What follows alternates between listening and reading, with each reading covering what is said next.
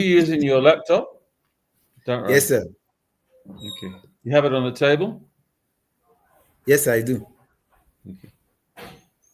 Good morning. Good morning, sir. And good morning to every one of you who is joining us from whichever part of the world you are joining this live stream from. It's always a refreshing time to get to have these conversations with Professor Kent Hodge of Christian Faith Ministries, because one of the reasons for that is we get the opportunity to discuss subjects or issues that relate to the church and to society today, very pertinent issues, but that are not talked about as much as they ought to be talked about. They are not our everyday Sunday, Wednesday discussions in church, but yet there are issues with very, very grave significances for the future of the church in the world today and for man also in the world. In our last stream, we set off on a subject of man and the world in God's economy. We began, some type of soft anthropology, if you allow me to say. Well, we began talking about the origin of man. The goal is to look at the origin of man, not just the origin of man, man's origin, his development, his what do I say now? His destiny, his purpose, his end. All of these things are subjects we want to look at. And I explained that the reason why this I feel is important, for discussion in these times we are living in, is because the place of man, we live in a world now where the place of man is beginning to be questioned. There are those who think that man is a parasite, man is a pest, man is nuisance, man is not of any very significant relevance. And so we have theories and policies, and even, whether you want to call it conspiracy theory or not, there are those who think that, people should just be allowed to die, the population of the world should be reduced, and all of this madness we hear around us today. And this has necessitated these discussions. We want to put these things in perspective using the Bible as our context and as our base. Who is man? What is man? What is God's agenda for man? God's purpose for man? The world we have today, what was God's intention for creating the world? And what is the ultimate destiny for the world? In times where people feel like the world is hopeless and the world is just headed towards just only destruction, Prof helps us from scripture to see a different light, to see hope, to see a future, not just for man, but for the world we live in. And, because of how, blessed I was, not just me, by the conversations on our last stream, and I had a number of people who wanted to extend discussions in that area again. We are continuing in the same line of conversation. But today, we talked about largely in our last stream the origins of man, his beginnings. And Prof exposed us to a lot of, origin theories and narratives, a lot of them. He exposed us to a lot of them in our last discussion. Today, in engaging man's existential experience, we want to look at the subject of leadership. Leadership, basically, and if time allows us, we go also into economics, and we're going to still do this using the Bible as our base, as our substructure, our foundation, the context for our discussions. Because if we agree, based on our discussions on our last stream, that God created man and created the world, God must have had a purpose for creating man and creating the world. Prof helped us to understand some of these reasons why God created man and the world during our last stream. And you can always go back on this channel to watch the last stream if you missed out on it. So today we want to look at leadership. Man, as man, humanity began to grow and to expand on the face of the earth. There was a need for leadership. When people come together within every community, whether we like it or not, in one form or the other, there is always a structure of leadership and a structure of economic interaction between humanity. And so we want to go back to scriptures to look at also what was the blueprint God set on ground for humanity when it comes to leadership, when it comes to economic interactions, and how far have we deviated from that in the world today? And is there a need for us to redress, and then take our steps back to getting it right, not just as the church, in the church first, and then setting a model for the world we live in today. And because we are using the scripture as our base, I want to go back to the text. Most of these discussions take roots in the Torah, not just the Pentateuch and the Torah, the early writings in the Bible, the first 5 books of the Bible. And we see that after the creation of Adam, and Eve, they began to repopulate and creation expanded. There was the flood, the destruction, and all that stuff. And then we come to Abraham when God enacts his covenant with Abraham again. You know, I'm trying to create a broad context for our discussions today, where God enacts his covenant with Abraham, who was one man, and then told him about his plans through Abraham to bless the world. And so Abraham had children who are children, and through Joseph, the children of Abraham find themselves in Egypt, and in Egypt they become a multitude. They actually become a community, a sizable number in Egypt. And in fulfillment of his promise to Abraham, God brings them out of Egypt. And when God is bringing the children out of Egypt, they are a people who have not experienced, like independence or sovereignty. So that was their first taste of being a people on their own, not under the dominion of Pharaoh in Egypt or the Egyptian policy or rule. So God had to chart a course for his people. God gave them a policy document. We see it in the law in the Torah on how to conduct themselves. And we saw God's structure of leadership, economic relationships, and in all these things in the Torah discussions, in all those policies we find and the commandments we find in the Torah, we see in the Pentateuch. We're using this as a base for our discussions today. All right. So, Prof, thank you for allowing me give Yeah, that broad context. It was quite a lengthy monologue on my part. thank you, sir. So, I want to begin by asking on this subject of leadership now. And a lot of my questions to you today will be in of a comparative view. It will be comparing structures, comparing biblical structures and what we have in the world today, biblical structures and other pagan structures we see in the Bible, with a view to finding a way forward, a better solution, to help get the best out of humanity today. And so we see in scriptures the Israelites had an experience of leadership when they were in Egypt. There was a Pharaoh that had a leadership, pattern and structure. When the Israelites come out of Egypt, God gives them a pattern of leadership also. But there's a remarkable difference between how God tells them to live and to lead, and what was experienced in Egypt. So I wanted you to get us started from there today.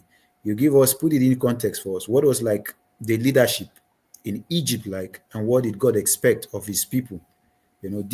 This new creation narrative, this new community that God is building, that is beginning with Israel sojourning through in the Exodus, and that is supposed to expand to all humanity, because Israel are God's missionary people. What it begins with them intends to expand it to all humanity. So this form of leadership that God is now introducing his people to through the wilderness wanderings and expanding to humanity, I want you to compare and contrast with the experience with Egypt under Well, Pharaoh. yesterday you noted from Genesis chapter 1 that God gave man, that's Adam and Eve, God gave mankind dominion Yes, sir. and told man to have to rule the creation. And so the idea of mankind, humanity leading, we spoke about how that in Genesis 2, it shows that mankind is to lead over the whole creation. That is the herbs, the trees, that's nature. And also over the animal kingdom, the animal life as well. Whereas what you call globalism today, there's a lot of words you can use for globalism: Satanism, the occult, the oligarchy.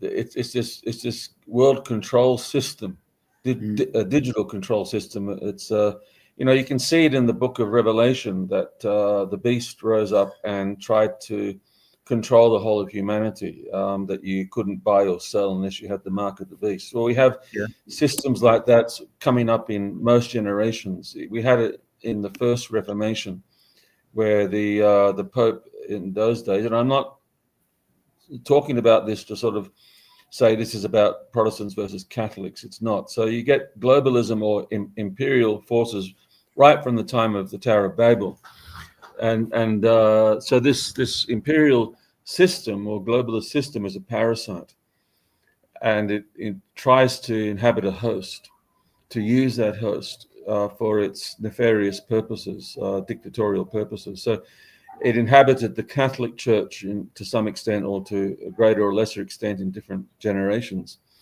and use it. So it can this parasite of globalism, imperialism, Satanism. It can inhabit any nation, institution, banking system, and use this as a way of sorry, I'm just hearing a noise in the background. I'm thinking if I might need to do something about it. One of our friends is out cutting the grass. You might get a bit closer. So you get these systems of control, and we have that going through the world today, and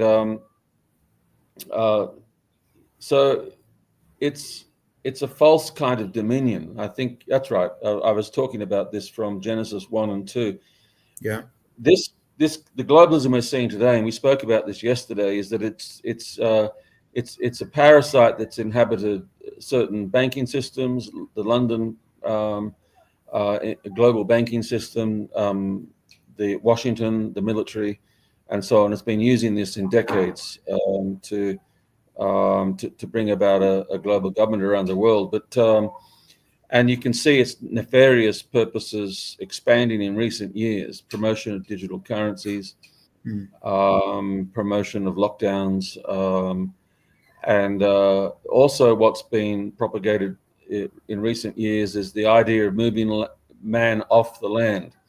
And they've been using climate change and ideas like this to deindustrialize nations, to say that we shouldn't have wealth, we shouldn't prosper, to subjugate humanity.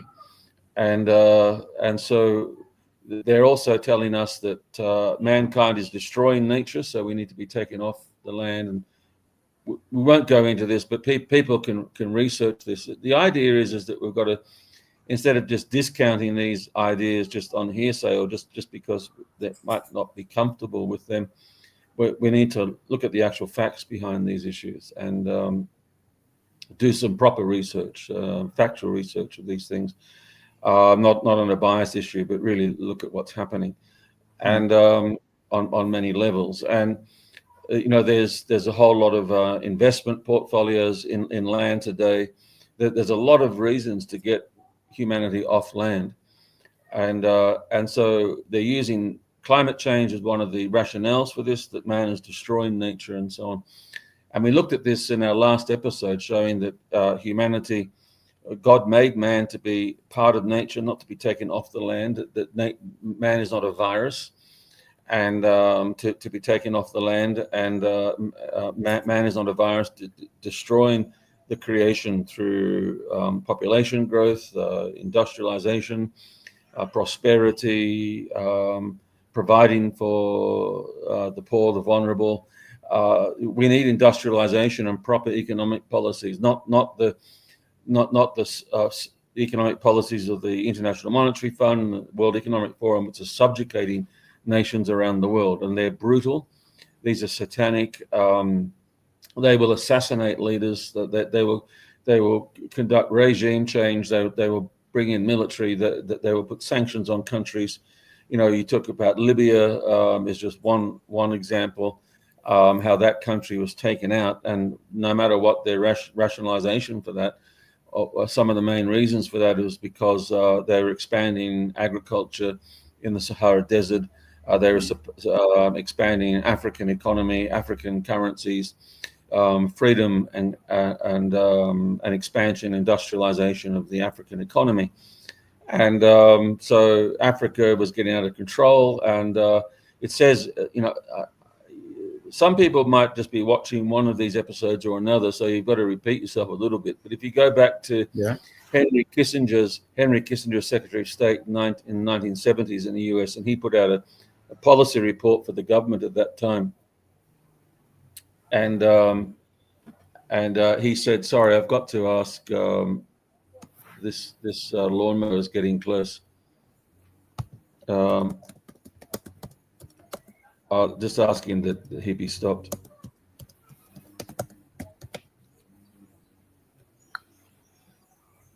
Thanks. So and Henry Kissinger said that African resources. This is a matter of U.S. policy at the time. Henry Kissinger was a globalist. He's one of these parasites that had infected the American government. The American government was effectively taken over. You have Kissinger. Sorry, Watergate fiasco. The President Nixon. He was apparently he had to resign because of some sort of fraud through the Watergate conspiracy, and Nixon resigned in the 70s from government. That wasn't Nixon. He was put up. He was that was a fraudulent coup against Nixon that the media got a hold of, and the truth was hidden from the public. And so, because Nixon was not going along with the globalists, there's a lot of evidence in this. There's a lot of research on this. There's so many things about the public narrative today that are not true. In fact, most of what we're hearing today in the news and what's been broadcast to us on the news and so on is not true. And but people are not aware of these things. But you see, they basically wanted not Nixon's industrialization project, but they wanted Kissinger's deindustrialization project to go forward. Britain was deindustrialized, America was deindustrialized, and America is trying to recover from that today in the presidency of Trump to reindustrialize the nation and to bring help and prosperity back to the vulnerable people. But I wonder, sir, can you call Reverend Gabriel and ask him if he can stop the grass cutter? All right, sir. I don't know if you can hear in the background. Sorry, sir. No problem.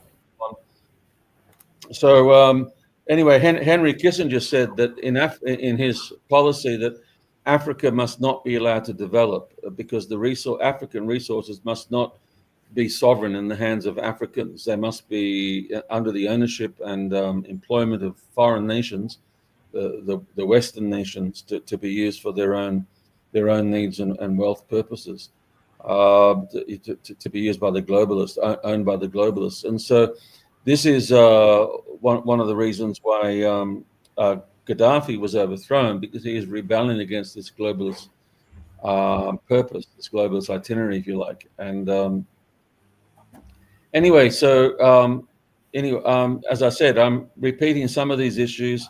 Some of these things, might look to be deviating from your question a bit, but look, people need to know this. And I was looking at a video that you put up on Facebook today. I think it was you, sir, about the Sabbath and about how our faith needs to be holistic. And there are certain subjects that people just want to dismiss. They want to put their head in the sand like an ostrich. They don't want to know about these things. And but when Israel came out of Egypt, they were given a holistic faith. It was about faith. It was about worship. It was about spirituality. It was about government. It was about economics. It was about agriculture. It was about the land. It's about all these different things that we're talking about. And so when globalists are telling us today that we've got to get off the land, we've got to stop farming in all of these nations, we've got to buy processed food from the corporations, factory-produced food, not farm-produced food. That's going to kill us. It's already killing a lot of people, bringing in hypercancer, hyperdiabetes, hyperimmune issues, immunity failures. It's killing inflammation. Metabolic systems in human health have been destroyed by the hundreds of millions around the world today. And then they'll come out with a synthetic kind of medicine to heal us. I remember as I was in the hospital last year, I was in the heart ward in a hospital, and almost every one of the patients in that heart ward were diabetics. And so as I watched in that heart ward, a trolley would come through with sweets and chocolates and all these sorts of things, crisp in here, packets of Pringles or whatever, and they'd be flogging them to the patients. They'd be stuffing their face with cakes and mashed potato and all of these kinds of things. And then after the trolley with the sweets had finished, a trolley of medicines came through, and then they began to buy all the medicines. And when you look at the corporations today, the same corporations own the food processing corporations and own the pharmaceutical companies. They're the Yeah. same ones. And when you look at a business model today, they don't want us well. Now, this sounds very conspiratorial and everything like that, but this is real business. They don't want us well. And so because they make money out of us being sick. Yeah. Yeah. So they're going to sell food to us, get us off farming, which they're doing today. And there's a lot of reasons for this, but our health is one of them. And so agriculture is an important issue. You've got people like Robert Kennedy Jr., who's part of the Trump government. He was a Democrat before, but he couldn't get anywhere there because the Democrats are supposed to be in America, supposed to be favoring the poor, but they are favoring the oligarchs and the big business and the processed food industries and the military industrial complex and wars and all this sort of thing. And so Robert F. Kennedy Jr.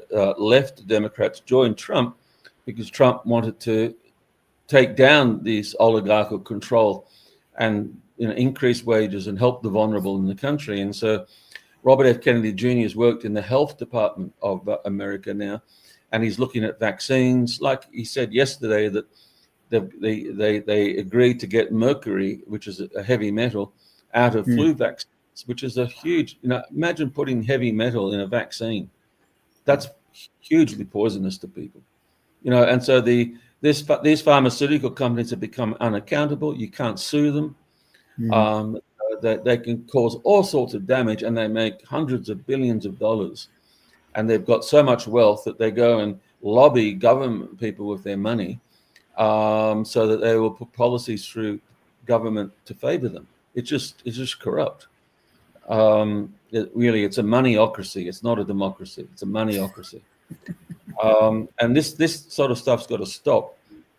And Robert F. Kennedy Jr. is promoting in government by laws healthy foods and bringing down this control of the false food industries that are making hundreds of billions. And America's one of the sickest countries in the world, despite their wealth, because the way they've been eating.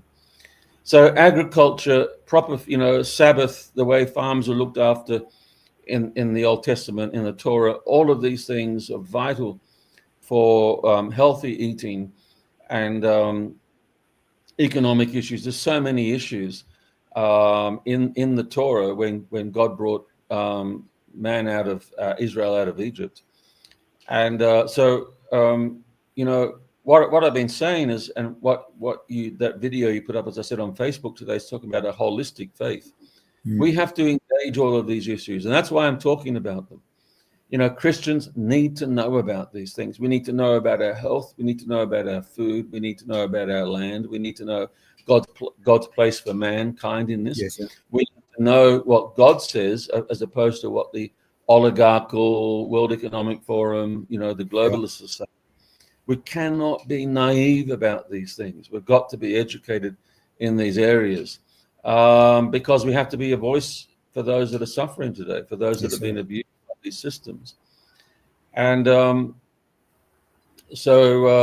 that there's a lot of things here. So we've been talking about, as in Genesis says, man's place in nature, on the land, in agriculture, and that's because of health, that's because of longevity, giving us a good life expectancy, and getting health from our living, our lifestyles, rather than from a tablet all the time.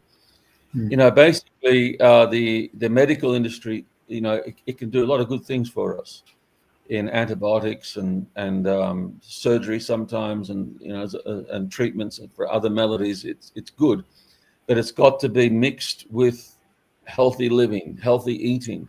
And it's which have to become the main foundations of health, because oftentimes the medical industry will only treat symptoms; they will not treat the cause of the problem. And when they treat the symptoms of a problem, it'll have a whole lot of side effects. Yeah. You know, side effects are a really big issue, and so healthy living is something we've got to. What I'm saying is there's a whole lot of narratives in the world today that are false. You know, they build industry and money making on all these narratives. Man should be off the land because of climate change. Mm. Man should be eating processed food because agriculture is going to destroy our world in 5 years with climate change. We've got to stop farming. We've got to stop farming chickens because it's producing, uh, bird flu that's going to kill everybody. We're going to have a pandemic, and hundreds of people are going to die unless you take our vaccine. And you shouldn't be eating chicken eggs because they're going to clog Mm. your artery. We've been told all these things about high blood pressure and heart disease and so on. Chicken eggs are going to raise your cholesterol, and chicken eggs are Mm. one of the most healthy foods you can eat. Now, these things are just lies. You shouldn't. They say you Yeah. shouldn't eat. You shouldn't eat animal fat. You shouldn't eat red meat and so on. These things are lies They say being I told shouldn't to eat. us. You shouldn't eat that. And all these things are being undone now through Robert F. Mm. Kennedy Jr. in America, and they're starting to preach the truth again. And so we have to become educated in real narratives, Amen. and because almost everything we are told today is false.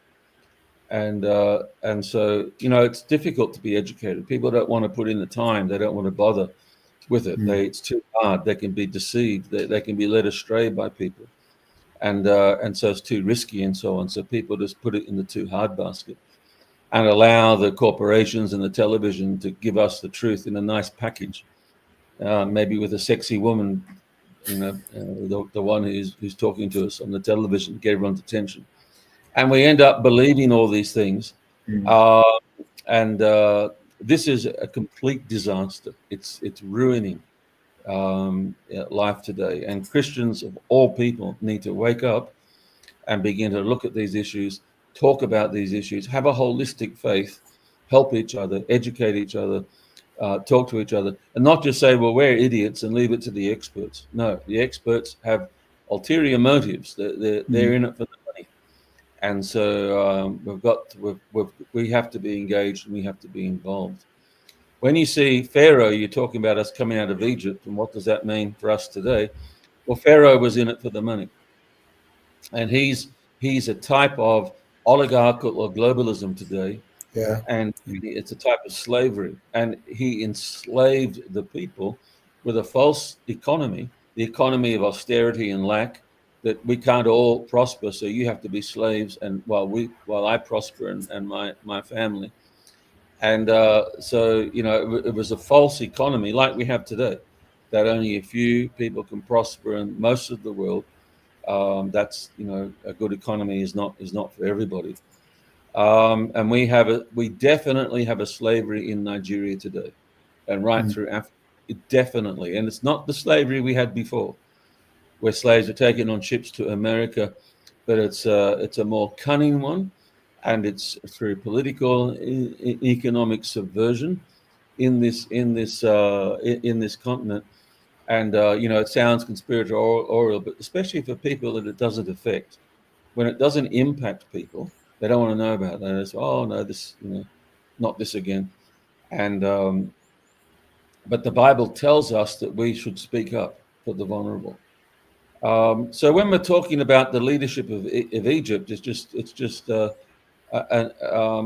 you mentioned that, you mentioned pagan narratives of the time of those days, creation narratives where humanity was a slave, and then there was the elite that ruled over the slaves. That was the Mm. Pharaoh's view of creation. That is the globalist view of creation today. That you get an elite who rule, and everyone else does what they're told, and is to be digitally controlled. And these are the kinds of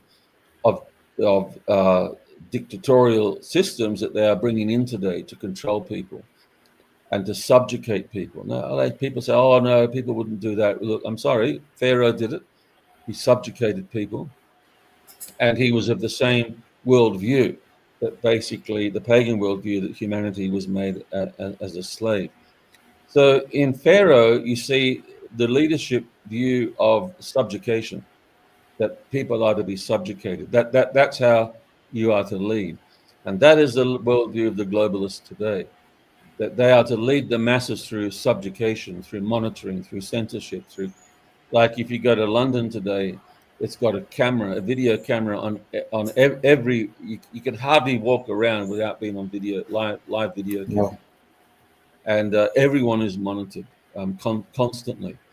And what they do is to get people to accept monitoring, they will have terrorist Yeah. incidents and like Yeah. that, and they will promote a fear of terrorism, not just a terrorist incident, but they will promote it on the media. This is terrible. Terrorists are coming every 5 minutes. Look at that man with the beard. Um, he's out to get your children. Could be today, could be tomorrow, and this is constantly promoted on the media Mm. to drive up fear. Fear is one of the main issues by which globalists subjugate humanity today, and then they will say, look, we need restrictive laws in our society. In the UK, they would never have allowed restrictive laws a few years ago. They say this is democracy. We are free, Mm. freedom of speech, and all of these freedom of movement, no surveillance, no censorship. And so, well, they say, well, no, there's terrorism now. There's crime. Everyone's trying to kill you. Let the Mm. government bring in all these restrictions, not because we're against you, but to save you. The government will save you. Mm. Look, we don't need a government that will save us. Thank you, because we don't trust them.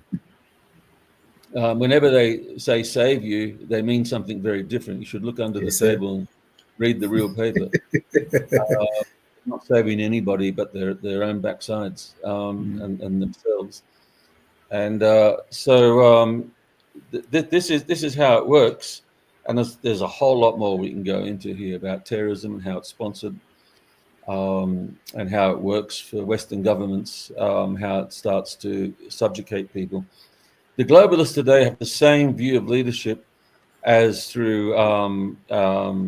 Pharaoh did, like the World Economic Forum. We mentioned this in our last podcast, where you get that young girl called Greta Thunberg, who was, brutally intimidating everybody about climate change. How dare you? Do you remember that, Pastor?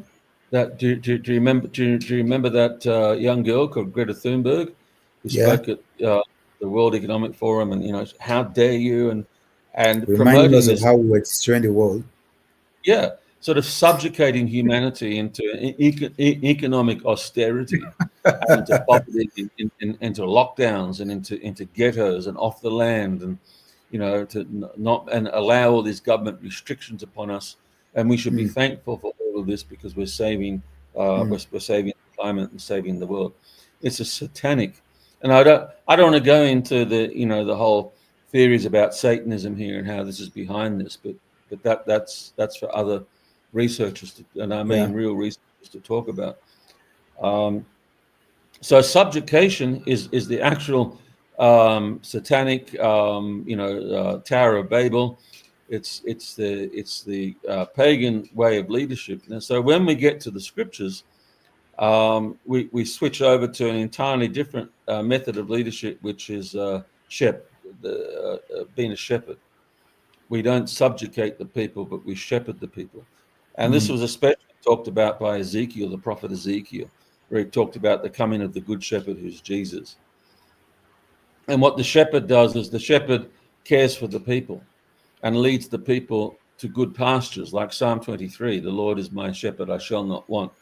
He leads me into good pastures and so on. Yeah. And yes, the shepherd has a rod and a staff. The shepherd does correct and instruct the sheep. Leadership is instructive and it does Mm. correct, Mm. but it does it with out of the people, with the welfare of the people in the heart, leading the people into good lives, into fulfilled Yes, sir. lives. So you get an entirely different system of leadership with a shepherd. So in the church today, you've got to have people that Mm. are emulating shepherding leadership. And you don't have that oftentimes. You have subjective leadership in the church as well. And they will, hide that subjugating leadership with other doctrines. But it's basically, I'm the man of God. Without me, you have no anointing, you have no access to God. You are cut off without me. You got to obey me. And there's a whole lot of subjugation going on Yeah. in a Pentecostal pretense that happens. That is not shepherd leadership. Shepherd leadership is where you equip others and you let others go. You let others grow. You let others become, mature. They don't need you. You're equipping them to become disciples of Jesus Christ and not disciples of yourself.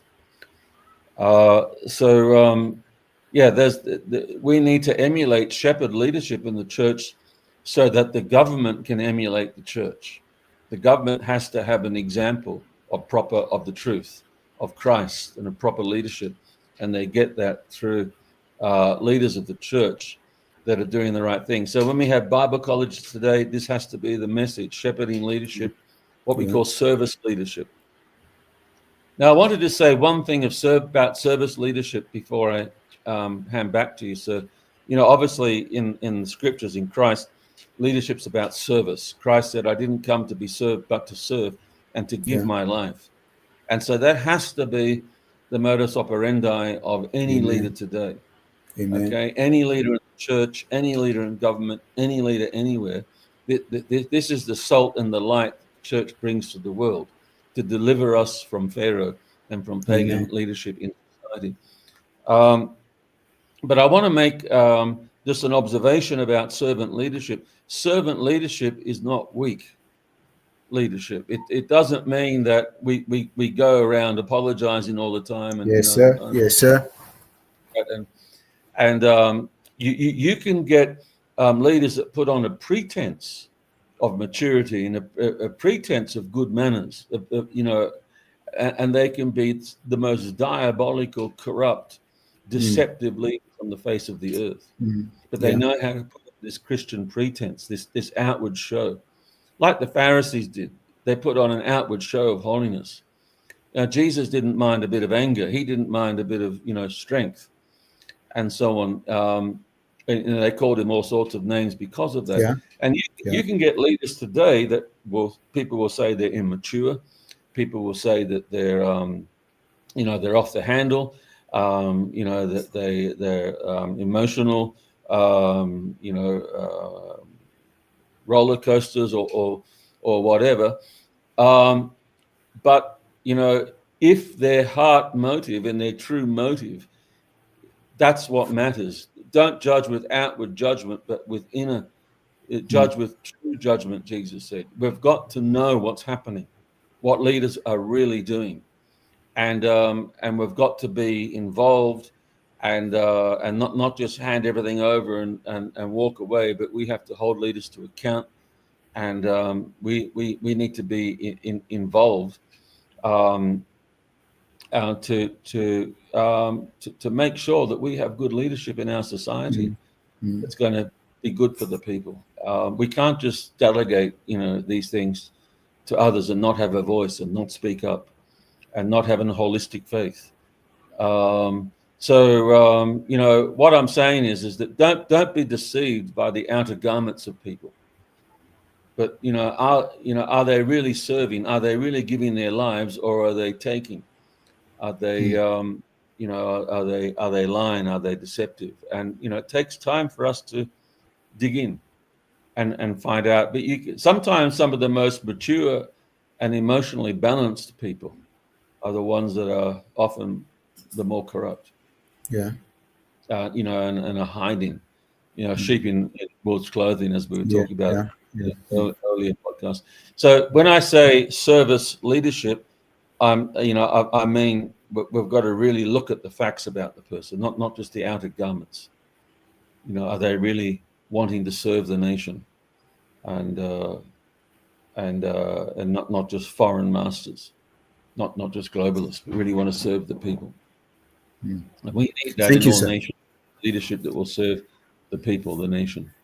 Yeah. Help the vulnerable, industrialize our countries. Amen. Produce wealth for the people. Yes, sir. The globalists don't want leaders to do that, and we don't want leaders that will follow the global International Monetary Fund, World Economic Forum, and these imperial policies who don't care for people. Thank you, sir. Yes, You've sir. given me a lot of time. We are learning. Thank And you made a remark that I want to reiterate, which is the fact that people need to be educated you. Yeah, today on these subjects. yeah, Somehow, one of the misconceptions that is very disastrous for building community and our godly witness today is to presume that these issues are not at the heart of God, and that the scriptures yeah, don't speak about these things, or they were not a primary concern to the ministry of Jesus Christ. And I think probably in one of our next streams we're going to talk about that, because sometimes people kind of just limit the scope and significance of biblical text and the ministry of Jesus and the early church to just spiritual things. They fail to see the economic, social, and all-round implications of the ministry of Jesus Christ. The gospels, how they impact on social life, economic issues, and all of this. But we'll just leave that discussion for another stream. What I'm trying to say today, or what the point I'm making, is that the value of sound biblical education cannot be understated at all, because these things you are talking about now, I people reach out to me every time we are done with our streams and talk about how these subjects are blessing them, how their eyes have been opened. They didn't understand these things in the past. They've not known these things the way they are getting to know them now. And so that value of education is something that we must continue to push, especially in an advertisement driven world today, where they are using ads to pull wool over the faces and the eyes of people, just like you observed. The world is so sensual. Humanity is driven towards sensuality today. So it's easy. We have become easy to bait. You have they use sexuality, a lot of sexuality and nudity, in adverts to pull the wool over the faces of people. You see, there's a false sense of wealth displayed, the good life and all this. We see all that in adverts. And so kind of distracts us from the poison that is being sold, the real narrative. These things are kind of a mask, and then they hide the major agenda behind them. And because this generation is so distracted, we don't get to call them out for those things. And so we need to speak about these things so that people's eyes can be open. Now we are speaking in comparatives today. So we've been able to establish, okay, there are we talk about leadership and economics, and so far we're looking at them in two categories. You see, there's a pharaonic structure, and the structure, or the pharaonic structure, is that which we see, like you observed, in the world today, perpetrated by the globalists, the oligarchs, the elites. And then we have a structure we see in the Exodus. So let me break this down. In Egypt, what did Pharaoh do? Pharaoh enslaved the children of Israel. He used them to build cities. So we saw a lot of slavery in Egypt, where the Israelites and probably maybe other nationalities were used to build monuments for Pharaoh in Egypt and all that. We even saw a situation where they were not given the materials with which to build, the raw materials. Straw was not provided. When Moses came in, straw was not provided, and yet Pharaoh demanded that they were supposed to meet each day's quota, even without making available the material they needed. There was a lot of exploitation. We saw during the years of famine, the 7 years of famine, how Pharaoh was able to hoard a lot of produce, and then in the years of famine, he sold these things back. And when the people did not have the funds to buy anymore, he took their livestock, he took their mm, lands, and then owned them for himself. So we find a situation where one man, a king, could own an entire nation, could own all their lands, and could own the people. People yeah, became commodity. And then when the Israelites go out of Egypt and into, in their exodus, in the sojournings in the wilderness, God begins to try to, remove that image of Pharaoh, that policy and that ideology of Pharaoh from their minds. Because we see, for example, the instructions they were given. Even when they were demanding for a king, God specifically instructed that their king was not to multiply wives to himself, it was not to multiply possessions, it was not to enslave the Israelites. We see the Sabbath, like we talked about, and we see the economic and leadership policy of the Sabbath, we see the Jubilee again. How even if unfortunate circumstances, people lost inheritance, how God had made provision for that to be restored back to the family. So instead of a policy and a regime that takes and takes and takes, we see here in the wilderness wanderings and in the economic and leadership policies of God, a structure that is given, even when people lose what is rightfully theirs, there is a caveat, a provision where they can be restored, where that can be given to them. So it is not exploitation, it is service. Now, when it comes to what we see in the world today, I want you to help us make sense of this. When it comes to what we are seeing in the world today, we see more of this approach of Pharaoh, where human beings have been commoditized, where there's a lot of land grabbing possession. You talked the other day, I think on one of our last podcasts, where we're talking about the possibility of people even wanting to now enlist land on the stock exchange, land.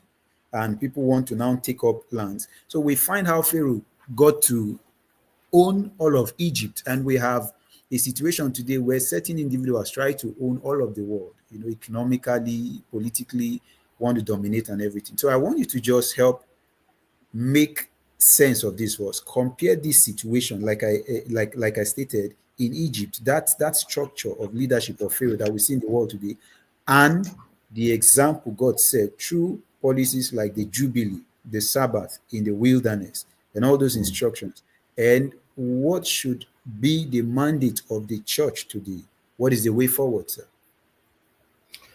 Okay, so it's I think one of the primary or foundational issues here is about money and about banking, and that's one of the main issues that enslaves a nation. And so you've got Nigeria, for example, that it's under the dictates of the International Monetary Fund. And so back in the 1970s, excuse me, when Nigeria wanted to make some loans for infrastructure or for whatever, they wanted to make loans for the international, they'd go to the international banks. The International Monetary Fund would say, okay, we'll give you loans, but we have to restructure your economy. We'll have to bring in certain conditions and changes. And that was in the days of Babangida in the 80s, and they called it structural adjustment program. And what happened is that they said, well, you have to internationalize your economy. In other words, take down your borders. So let's just pretend that we have economic borders just like we have physical borders. We've got a physical land border around our country. And normally you don't just let everyone come in and out willy-nilly. Yes, sir. And the globalism says we shouldn't even have land borders now. We should have free flow of immigrants. People shouldn't be stopped. And, borders should be always open. And we have this in many countries around the world today. And it's the globalists, George Soros calls it open society, where we're open to, all of these, where we have no restrictions, no laws, and that's supposed to be compassionate and so on. Well, it's not only about land borders, but if you can imagine financial borders. So you've got money coming into a country that is not being checked at the border. There's no conditions upon it. It's not being properly policed by the government of a country. And so money can come in, billions of dollars is allowed into a country, and they can buy up corporations in Nigeria and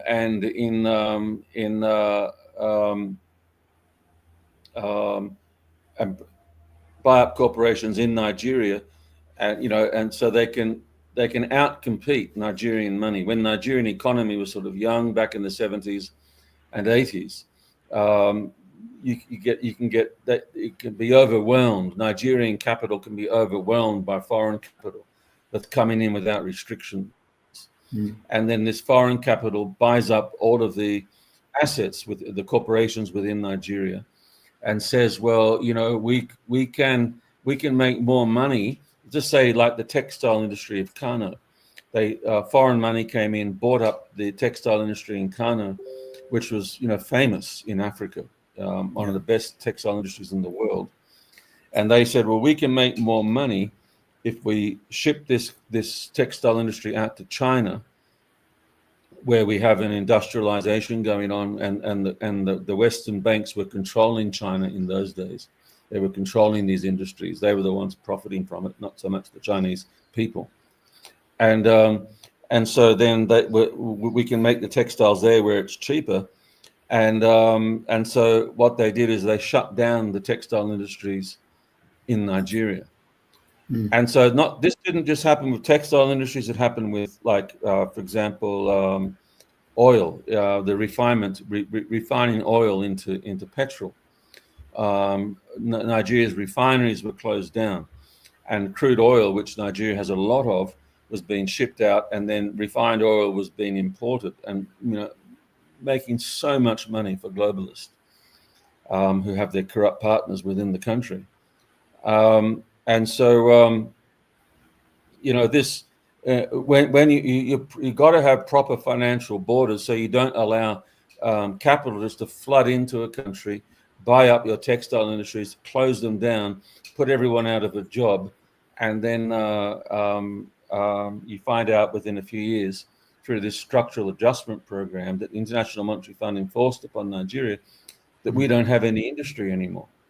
When my wife and I came here, well, in the 80s, and before that in the 70s, Nigeria produced everything that it consumed.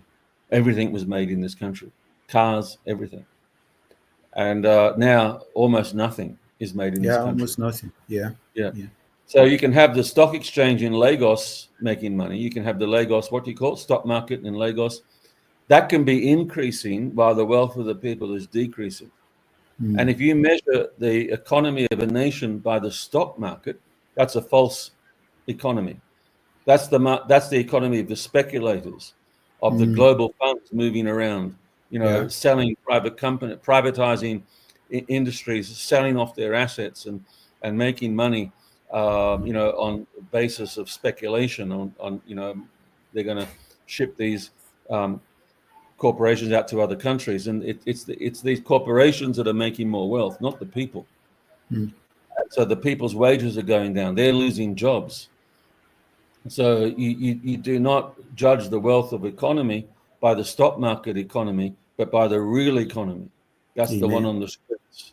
That's the infrastructure, the industry of a country, the wage values of the people, the purchasing power of the currency of a nation. That's how you judge. And all of these things are being depleted. Once we don't have industry anymore, then the value of our currency drops. That's why when we came here in the 80s, $1 was worth 1 naira. You could take 1 naira and buy $1. Now you need 1,500 naira to buy $1. And that's the primary reason, or the only reason for that, is deindustrialization, which has been a deliberate policy of the International Monetary Fund, which, as I said before, this is the policy of the Kissinger Report, 1974. All you have to do is look it up. Kissinger Report, 1974. It's easy to find on the internet, and you'll see there that deindustrialization was the official policy of the globalists who had hijacked the American government in those days. And they have controlled the American government up until today. And that's been undone at the moment.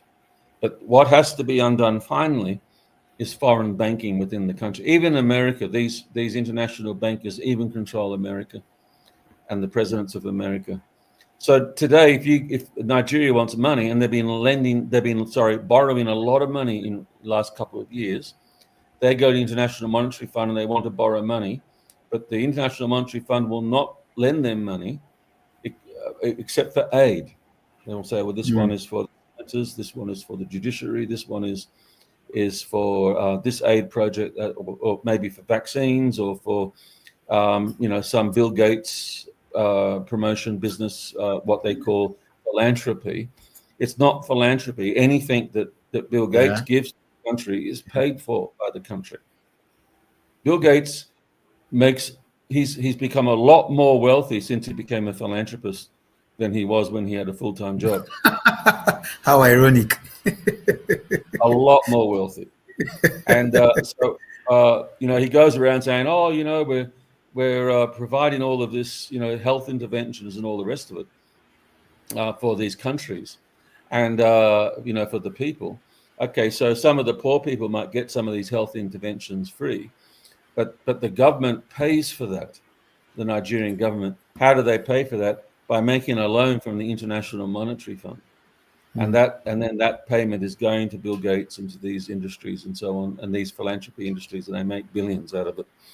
And so what happens at the end of the day is the International Monetary Fund makes loans to these countries like Nigeria, but will never make a loan for industry or infrastructure, for major works like power stations, nuclear power stations, dam projects, irrigation for agriculture, so, major infrastructure things to support industry, and so they'll never make a loan for that, only for aid.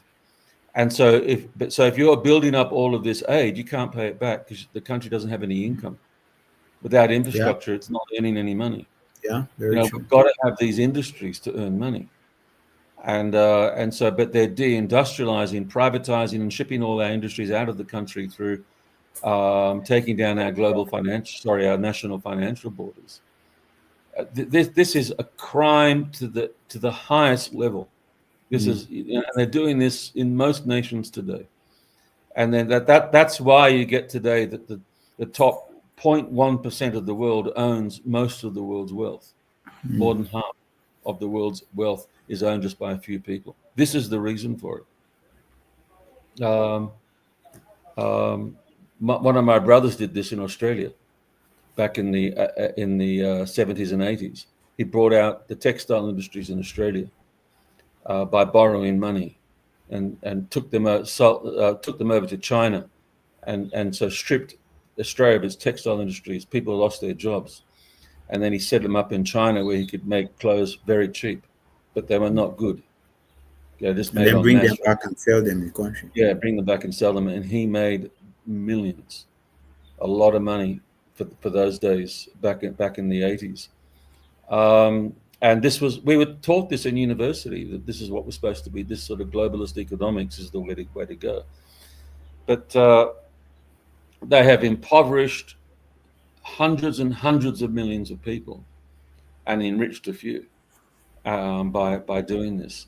And so that's got to be stopped. The International Monetary Fund has to be stopped. And we have to have investment in this country that is for infrastructure and for industry, and to rebuild wealth so that we can pay off our loans. There's so much we can do. We can pump up water from our artesian water and irrigate the whole north of Nigeria. That's just one thing. There's so much that we can do if we stop these criminal elements in globalism, bribing local leaders, and embark on a policy of nationalism again. We'll get out of globalism and get into nationalism. And when I say nationalism, I'm not talking about national pride and saying we're better than other countries, but nationalism in the sense of protecting our nation, protecting our industries. The textiles we have now, African textiles from China, are nowhere near as good as the ones we used to get from Kano. The quality is being depleted significantly. Yeah. And so now, instead of making clothes for ourselves, we have all of these Western shirts. You go into Joss or anywhere, you buy these for next to nothing, very cheaply. That are just brought in from China, from all of these corporations that are making these really cheaply and dumping them on our market, so that our textile industries cannot recover because they can't compete with all of this rubbish that's been sent in cheaply from China from these globalist corporations. So this is what's and because we can't pay off the International Monetary Fund these loans that they've give us for aid. Particularly if there's a pandemic, they love pandemics because then they can loan billions of dollars to Nigeria, which we can't pay. And that means, and then we go back to the International Monetary Fund and we say to them, we want another loan to run our government in Nigeria, to keep our army going. We want another loan because we don't have any income here in Nigeria. International Monetary Fund, okay, says, okay, we will give you another loan if you take away this, the so-called oil subsidy, whatever that was. If you increase the price of oil, we will give you another loan. So the government hasn't got any choice. And they will increase the price of oil, and so it went up 800% in 2 years. Increase And our that's energy tariffs also. Yeah, energy tariffs, yeah, and gas, and this is all on the back of the poor. And now, last month, it was taxes that went up. So our interest rates are high, our inflation is through the roof, and so the poor can't do anything. And the whole reason for this is because we have been sourcing our money in Nigeria through the International Monetary Fund, through through colonialist, imperialist, World Economic Forum, the global banks, and we've got to stop that, and we've got to set up an internal banking industry here, and there's ways of doing this. Lincoln did it. John Kennedy did it. They're two of the main leaders did it. That they stopped borrowing from the global banks, and they printed their own money, their own currency, and it was non-inflationary money. The global banks always say, if you print your own money, you cause inflation. You will not cause inflation if you use that money for industry, because that money will be developing your national resources. Yes, sir. So what you do is Nigeria prints its own money. It doesn't borrow it from these global banks. It prints its own money and puts it through its own banks within Nigeria, and then uses that money to produce iron ore, to produce steel, to produce refined petroleum and diesel. We are so rich with minerals here that we don't let China and all these countries come in and exploit our tin mining by buying it for very cheap off the little boys that die in mines every day. But we produce proper mining infrastructure within the country, and so we produce our own naira to do that, and then we produce industries from our resources, from our energy, and so on, and then we begin to produce our products, and that employs people. It increases wages within the country. It stabilizes the value of the naira. And then from the profits that the government is getting from all of this infrastructure, it can repay the loans it made to itself, the money that it printed. We print our own money. We don't borrow it from abroad. We can repay that through industry development and economic growth. This is not economic growth we have on the stock market, but this is real economic growth, not through speculative money. The stock market is a double your money scam. You know those schemes? 419 schemes. Everyone is putting money into the stock market to bet that they will get twice as much back tomorrow. Nothing's produced. There's no real wealth. It's just people passing stocks around and agreeing to sell them at a higher price tomorrow. And so that's not the real economy. When we put money into real economy, which is industry and infrastructure, that will produce wealth to pay off our debts. Amen. And that's what Nigeria will never recover until we do that. Never. Energy prices have to come right down, and investment in resources and industry has to go right up.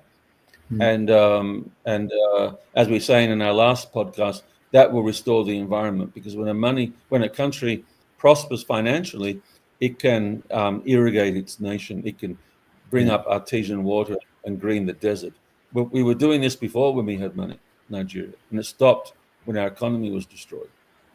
And so all these lies that the World Economic Forum tells us about climate catastrophes and all the rest of it, poverty is what causes that, not wealth. There are so many lies and false narratives that are going around today. I'm begging Christians must get educated. These things are not complex, they're simple. And what the so-called experts tell us, oh no, none of you can understand economics. And when a normal person, a Christian comes out and speaks of these things, they will go, let me explain to you. It's not, you don't really know. You're way out of your depth. Leave it to us, the experts. You go back to your village, and cook your bread cut down firewood. We will continue impoverishing you so that the world can be blessed. The environment, the climate can recover, and you should be thankful. This is what that former leader of the World Economic Forum, Klaus Schwab, said when the pandemic started. COVID pandemic started. He said, "You will own nothing, and you will be happy." He said that would be the outcome. I can't copy his accent.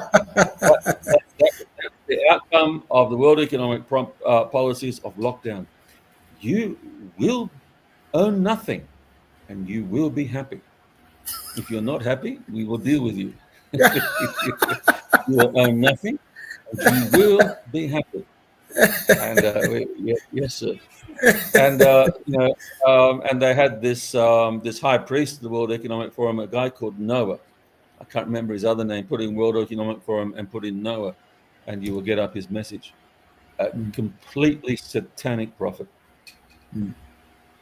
And he was the prophet of the World Economic Forum, and he breathed out all of this. He was like the one in the book of Revelation, all these frogs coming out of his mouth when he opened his mouth. A satanic prophet. And Wow. this has to be defeated today. As we were saying yesterday, I really strongly believe we are living in the days of a second Reformation. Globalism took the world under its full control through the Catholic Church. That is the known world of that time. It used I'm not against the Catholic Church. I'm saying globalism was a parasite and used the global church as its host. Today, it's done it to the British, the Dutch, the American governments, and other governments around the world, the global banking system, and so on. Interest in the Middle East, and so on. It's using them as hosts to control the world through economy and military. And we are today in the process of a second Reformation. When they went through the first Reformation to become free from Rome and the Catholic Church through the free flow of information, translating the Bible into the vernaculars of the common man, printing the Bible so everyone could know the truth and know when the Pope is lying, and be free from the control of the central liars, the central narratives that were telling them all these lies. Now, today we are being told all of these lies about economy, about agriculture, about health, about, everything. And we're being made slaves, just like Pharaoh took away the straw and told them to make bricks. That everything's been taken from us today in this country. Everything. And then on top of losing all of our, fuel and gas, and being told we're not allowed to cook, we're not allowed to transport, we have to live like we're locked down. When all of that is closing down businesses all over the country, then we're taxed. On top of all of that, they come with increased taxes. And Question that is taking where away do we get the money from to pay? Yeah, that's right. That's taking away our straw to taking away our straw. Yes, sir. Yes, sir. And we still need the mud bricks, even though you have no straw. Stop complaining. You should be thankful. And so all these false narratives. Now we are in a second Reformation today, where these lies, just like the lies of Rome, were being exposed. These lies are being exposed today. But we have to become involved. In the first Reformation, you had to fight for it. And I don't mean in peace. I don't mean in violence. You have to fight in peace. You have to give your life. You have to stand up. You have to have backbone. You have to have courage. You have to have truth. All of these things. This is important. This matters. We want free. We want our nations to be free. And we have to face the same issues today. Do we want to be free? Do we want our nations to be free? Do we want truth? Do we want courage? Or do we just want to, anyone that will give us a meal, we will follow them? Thank you, sir. Thank you. Before we, close off on today's podcast, I want to ask you this question. And you've just gently led me into the question I want to ask now. And it's, I want to ask about, this is economics now. We saw in Egypt the economic policy of Pharaoh, and you've alluded to that while you were talking a while ago already, where they had this kind of economic pyramid scheme. The masses and the people were at the base of that pyramid, working their hearts off and killing themselves to enrich the people, just the top 1% at the top of the pyramid, you know. And that was the structure we saw in Egypt. So it came to pass that, like I said, at the end of the 7 years of famine, Pharaoh owned all of the land in Egypt and owned all of the people and owned all of their possession. So they labored for him, and he could just enjoy himself as he wanted with his cronies. It was an economics of exploitation. It was an economics of underdevelopment. It was an economics of deindustrialization. It was an economics of centralizing power just at the top. We see all that as economics practiced in Egypt, and we see a type of that also in what is happening with the globalists today, the oligarchs around the world. That top 1% who want to control everything and enslave every other person.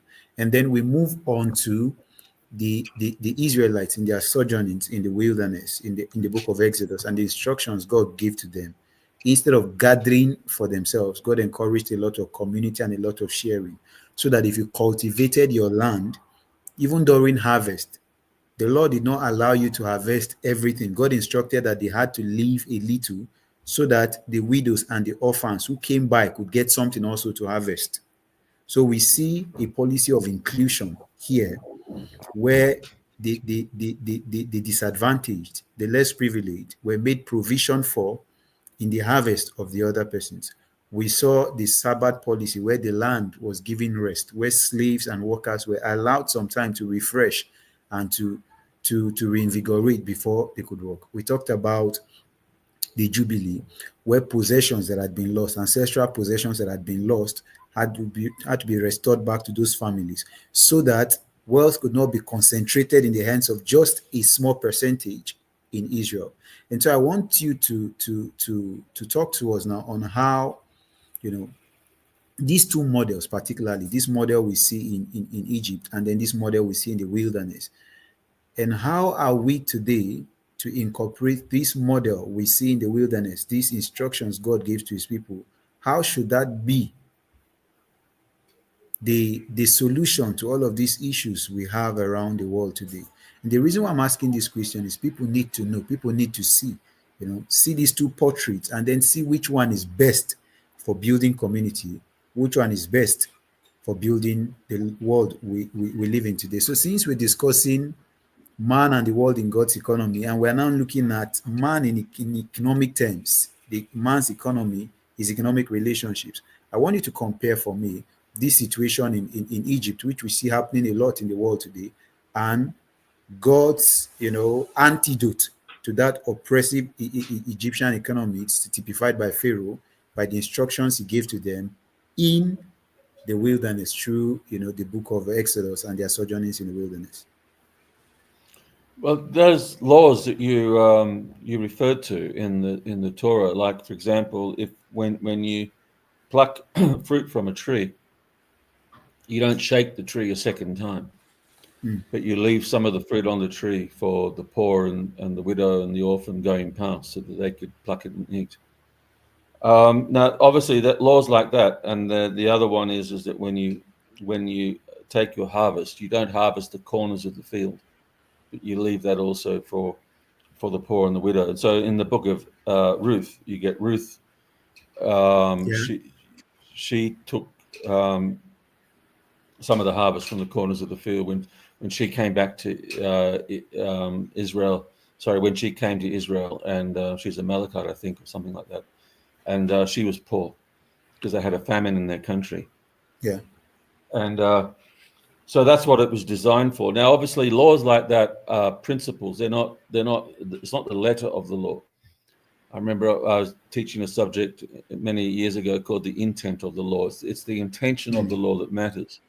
So we Yes, had a sir. fruit tree in our back. We had a fruit tree in our backyard in our house there in Benin City, southern Nigeria, and we had a walled fence right around our compound, and we had an Alsatian dog, a German Shepherd dog, in our back garden.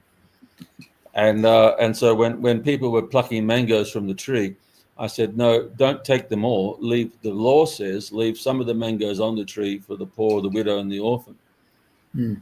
I don't think any widows and orphans are going to be passing by that mango tree with a German Shepherd dog sitting next to it, and a wall compound with security at the gate. Yes, sir. We have to fulfill the law. The Pharisees were like, you have to do what the law says. And so to be righteous, you leave some of the mangoes on the tree to spoil, and don't eat them all. So obviously, we could take those mangoes and go and give them to people. You don't you take them out of the compound and give and share them. So these laws in the Old Testament, there's not too many laws like that. They're just examples of how Sabbath works. Yeah. Of caring for others, and they're examples, and that furnish us principles that we're supposed to inculcate into all of our lives on a daily Yes, sir. basis, especially into communities, into fellowship. So the church, as a fellowship, as a new family, shared these principles among each other. Helping one another, caring for one another, as a family. Not thinking like in the Book of Acts, not saying that everything they had was just their own property, but it was something to be shared with others that were in need. And so the church becomes this Sabbath community. We become the Torah in living epistles. We become the Torah that's put on flesh. And it's not the letter of the law, it's the spirit of the law. We are living out this care for one another as a new family in the world. So this is bringing healing, particularly like in the days of the Roman Empire that was a very abusive, oppressive. The only thing bringing healing there was the church. It would restore lives and the broken and that the empire had trodden down. And so we're having to do that today. In Nigeria, the empire has trodden down hundreds of millions of lives. Yeah. And as much as God gives us capacity, or as much as the faith that we are restoring our neighbors and others that have been trodden underfoot. We are bringing Sabbath to our communities by God's grace. And so governments try to take this up, and they say, oh, no, we will give aid to the country because we want to be this Sabbath community. And when governments do it, you need to be a bit more suspicious, because what they want to do at the end of the day is disempower you. And so, take away your jobs. And they'll oh, no, we'll give you a pension, we'll give you aid. But the aid is hardly enough to get by. It's only minimal, and you'll still be hungry. And then the aid they give you, it makes you dependent. The government doesn't need to be giving aid. The government needs to be giving infrastructure. Amen. The government needs to be, you talk about aid today. When they had the pandemic, they talked about giving aid today, locking people down and giving aid. The aid was minimal, and it didn't help people. Yeah. But the International Monetary Fund took hundreds of millions of dollars in that pandemic from Nigeria, and through different programs that they had, and then they pretended to be helping the poor through the aid. So aid is mostly pretense, but even aid has been more and more produced as economies become more and more under the control of these banks. And so, but what the government should not be doing, the government shouldn't be pretending to be, a government of aid. We are loaning money from the IMF to give to the poor, give aid. No, it's pretense. The wealthy are taking most of that money. And what the government should be doing is investing in infrastructure and industry, not just investing in themselves, but producing an economy, a market that will do that, that will promote industry and infrastructure. Then that will produce wealth and income for the poor. So what we are to do is to take those principles of Torah that you shared about, like leaving something on the tree, leaving something in the field for the widow and the orphan, and we're to apply that to our day and age. They had Jubilee where land went back to the original owners. Well, we Yeah. don't live in that kind of society today, where we have land and we sell it, and we have papers for land and things like that. CFOs and Yeah. certificate of occupancy, and we have it's a different a different kind of society we have today.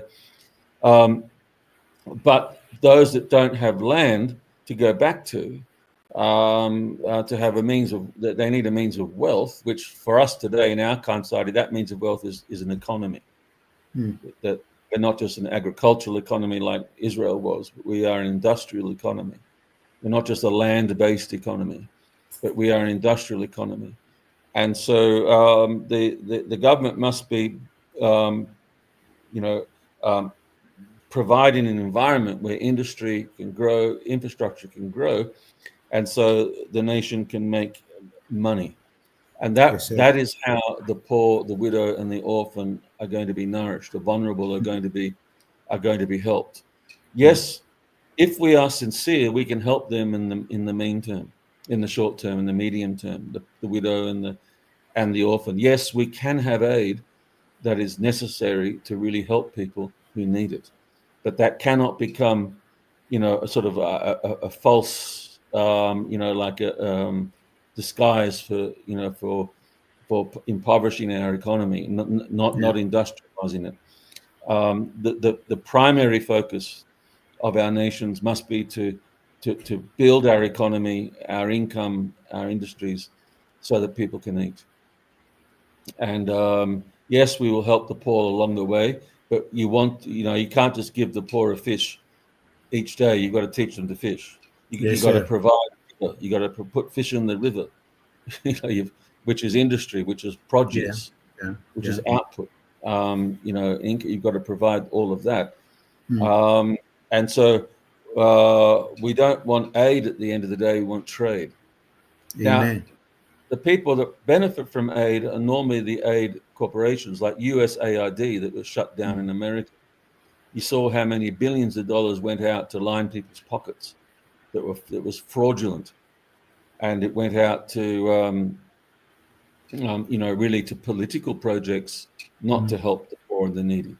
We used to apply to USAID to help our widows and our orphans here, and we got nothing from them unless we are promoting homosexuality and Yeah. marriage and transgender. We had to do that to get money from them. And so we found that it was a political organization that was promoting a cultural colonialism. And not only that, but that money went to terrorist organizations, and it was laundered. It was unaccountable for. You don't know where it went, and that had to be dealt with. And a lot of aid organizations profit on the need of continual aid. There has to be continual poverty. There has Yeah. to be continual Yeah. crisis, because then we can raise money. You get some people, organizations today, they always want to hear of the crisis. Tell us something bad, so that we can promote it, and so we can eat. We can get sponsorship, we can get support Yeah. for our ministry or whatever. But the good news is hardly preached. And the way out of the way out of terrorism, the way out of poverty, that has to be preached. How do we get out of this? Where does terrorism come from? Where does the sponsorship come from? It comes from a lot of it comes from these unaccountable Yeah. aid Yeah. programs. People are saying that now in the American government and here in Nigeria. And there'll be a lot more that will come out on that, where this money comes from. And so aid organizations, not all of them, but some of them, profit they want continual crisis. It's not in their interest for things to improve, because they get a lot of government grants to be giving, in crisis, and they drive jeeps and Yeah. get good incomes, get paid very handsomely, Yeah. and not much of the money gets down to the real people that are suffering. Very true, sir. So we have to we have to get rid of the International Monetary Fund, that whole globalist network behind it, and build a wealth economy, not Amen. not speculative wealth in the stock market, but real industrial resource-based wealth. Amen. Thank you very much. I think I very much like an observation you made there when you talked about these principles we see in scripture, in the Torah particularly, these instructions that God gave through Moses to the Israelites.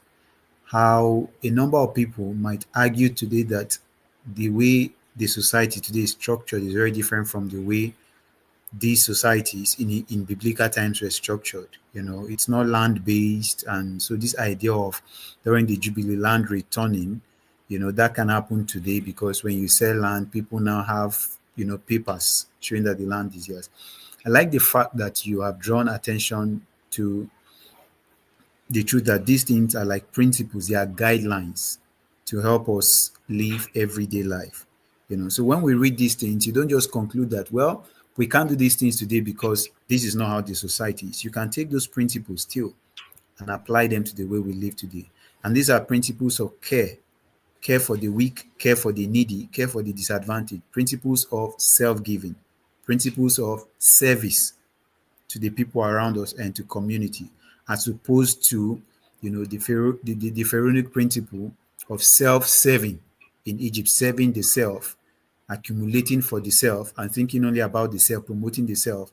What God teaches the Israelites, through the wilderness wanderings, and what we can take from that even today as we go about witnessing for God and being salt and light, is these principles ensure that we live this life of self-giving, not self-serving. We are caring, we are sharing, we are helping. I like the fact also that at the global stage, you've also put it into context. In as much as you're not restoring lands, you are industrializing. You are not deindustrializing other nations. Developing nations like Nigeria, Africa, and what they call in quote the third world countries. You are not deindustrializing, but you are encouraging the growth of industries, because, like you rightly observed, if Nigeria is rightly industrialized, our indigenous industries are encouraged to grow, and there are proper avenues for trade. I'm talking of trade where we're on an even playing field, where Yes, not through everybody the has World Trade Organization, but we yes, make our own trade agreements, okay, bilateral. it's going to bring a lot of wealth into the country. We are now generating wealth from within, and when we generate all that wealth from within, we are less dependent on loans and all of this stuff. So the standard of living is much better, and the cost of living is much lower because there's a lot of local production happening and we are not importing everything. Our money also has a lot more value than it does today. And so by so doing, you find that our economies are stronger and people are living better lives. So that's also one of the ways that developed and more advanced nations can care for the developing nations. We're also empowering them, not taking strength away from them, not emasculating them, but giving them strength, encouraging them to grow and to stand. We are not always so that we are not always asking for fish, but we can take care of ourselves. I believe very strongly, and like you've always said, it is something I also believe. If the right things are done, Nigeria can cater for itself. Many of our African countries can care for themselves. We are so blessed. Very There's a well. lot of mineral Very well. resources, We are a very lot of well. human capacity here. You talked about when you were taking your treatment last year in the UK, the volume of Nigerian doctors who are doing very well in the place there. So we are not behind on human resources also. We just need No. to have the enabling environment within our country here for Mm. people to go about their business, for people to be able to grow and to thrive in the area of their giftings and their strengths. And that happens when this undue intrusion of international parties or communities into our local Nigerian economy is reduced, where we are allowed to grow, where we're allowed to develop to the fullest of our ability, and where we are also given a place of consideration, at when international conversations are had. We are equal partners when it comes to the growth and the gains of resources within our country. We are not exploited. So this is how Sabbath and Jubilee can be practiced at a global and international stage today. I'm just trying to recap the things. you said. And I thank you very much, Prof, for taking the time to share. You know, it's always a blessing to be able to talk with you about these things, because Thank you, sir. I kind of, you know, I'm It's a educated all blessing, the time. privilege. Thank you, I'm sir. also happy that every time you talk, it's like pulling the wool off our eyes, you know. There's a lot Or of wool. yeah, there's a lot of wool. or, or You have to removing. work very hard to pull it off. I think I can use it to sew a coat. I'll make my own. You Yeah, know, and it's also stripping the wool of the wolf, so that we can see the wolf for what the wolf is, and not, that's right. you are no Yes. sheep, you don't have to be Yes. Mr. Horse. Amen. This is what these conversations do. So thank you very much again for taking the time to talk to us today. uh, we'll be having this conversation again on Monday. And for those of you who have joined our live stream today, thank you from whichever place you've joined this live stream. Thank you for taking the time to join the live stream. Please share the stream when we're done. Please do share, so that this message can get to many other persons also. It's an educational platform. People, especially the church, need to become aware. There's a conversation being heard, and our voices also must be heard in this conversation. We have a stake, we have skin in this game. If we don't talk about these things, we become complicit. So we need to speak up. We need to shine the light, so that our witness of God to the world can be clear and obvious. Thank you very much for joining today's stream. We'll see you again on Monday. Thank you very much, Prof. Have Thank yourself a you. very wonderful weekend. Okay, send to you. Yeah, Bye-bye. thanks. Thank you.